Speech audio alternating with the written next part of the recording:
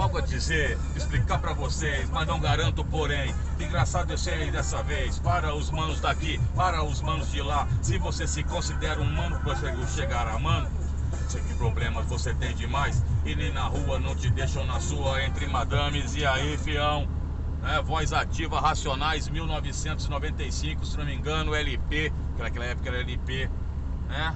Raio X do Brasil, seja bem-vindo. E nós vamos ao terceiro vídeo nosso hoje, que é um vídeo sobre algo que está ocorrendo na humanidade hoje e que está sendo preocupante. Foi capa de uma revista semanal de grande circulação, que foi a diminuição dos índices de QI da humanidade. Então a geração de filhos agora com os QIs, ou seja, os quocientes intelectuais mais baixos do que a geração dos seus pais. E isso vem, logicamente, na contramão de direção, porque o QI sempre cresceu, né? E o QI era muito utilizado antigamente. Na realidade, os primeiros, como é que eu digo para vocês, as primeiras situações que se cria o QI é no final do século XIX, no início do século XX. Isso vai ser instituído. Só para você ter noção, na década de 1970, quando eu cursava o primeiro grau, eram feitos testes de QI, né, na escola, para saber se o aluno estava dentro dos padrões. O padrão, se não me falha a memória, de QI está entre 100 e 110, que é o padrão normal, ok? Teoricamente normal.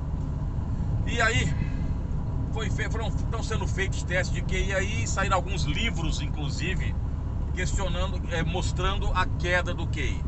E quais são os motivos, professor, que levam a essas quedas do QI? Tem muitos motivos podem levar, mas segundo os cientistas, um dos maiores motivos é justamente isso aqui, filhão.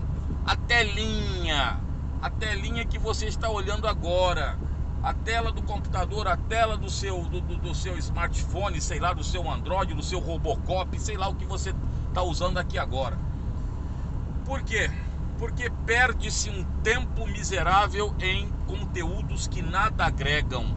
Primeira coisa, o indivíduo fica, por exemplo, o adolescente, ele fica cerca de 8 vezes mais em conteúdos divertidos ou conteúdos nada agregantes do que em conteúdos que realmente vão aumentar o seu cabedal de conhecimento. Isso é um problema sério. Não só os adolescentes, os adultos também, os pré-adolescentes também. Tanto é que alguns médicos dizem que as crianças não deveriam ter sequer acesso à internet até 2 anos de idade. No máximo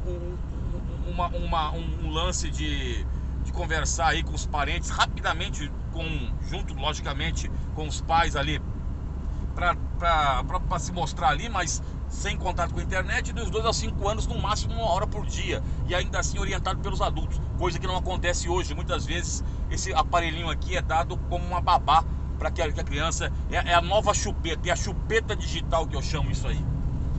Então essa questão, né, dos conteúdos ali. Segundo, com essa polarização atual, a polarização ideológica, só eu tô certo, nós geralmente somos encaminhados somente a situações que não nos questionam. Então só vemos coisas que são agradáveis aos nossos olhos. Vou dar um exemplo citando nomes. Se você, por exemplo, é fã de von Mises e von Hayek ou von Kilparten, não sei quem que você é fã, você dificilmente irá ver algum canal que fale bem de Marx, que fale bem inclusive de Keynes. Você não quer ver isso. Se você é da extrema direita, por exemplo, você não quer ver, por exemplo, um canal da extrema esquerda.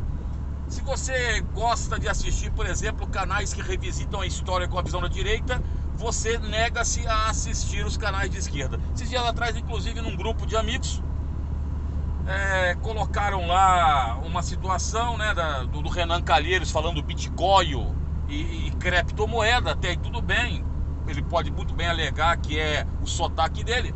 E aí colocaram no final lá, discípulo de Paulo Freire. Quem coloca isso nunca leu Paulo Freire, filhão. Desculpa, na moral, Manolo, você nunca leu Paulo Freire.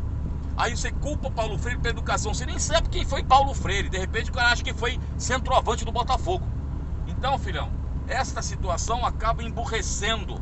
É por isso que os Titãs, na década de 1980, lançaram aquela música: a televisão me deixou burro, muito burro demais, né? Então, as coisas que eu vejo todas parecem iguais. A internet, que deveria ser altamente democrática, e ela acaba tendo um leque maior, ela acaba emburrecendo. E lembrando você uma coisa interessante, que muita gente não toca nesse assunto. A televisão, quando foi criada, filhão, na realidade, de certa forma, ela era um agregador familiar. Era para que a família se juntasse no sofá para todos assistirem um programa. Tudo bem que você também hebetava a mente do indivíduo. A internet, principalmente nos celulares, eu chamo de transporte individual de dados. Você se separa totalmente de todo mundo. Os dados são individuais para você, você não compartilha muitas vezes situações junto com pessoas. Ninguém fica assistindo telinha de computador em grupo. Então, filhão, essas situações, segundo alguns, acabam hebetando, ou seja, embotando a mente odierna do mundo de hoje. Mas nós estamos aí, fião, né? Escutando Racionais, né? Ultrapassado, obsoleto, né? Para alguns aí, muito obsoleto. Então estamos aí, com a mente aqui ardilosa, a mente letal. Olha um Belinão lindo indo na frente ali, que Belinão 1, antiguinha, 76. Tamo junto, fião, já Elvis, e se liga no que seu professor fala em sala de aula, mano.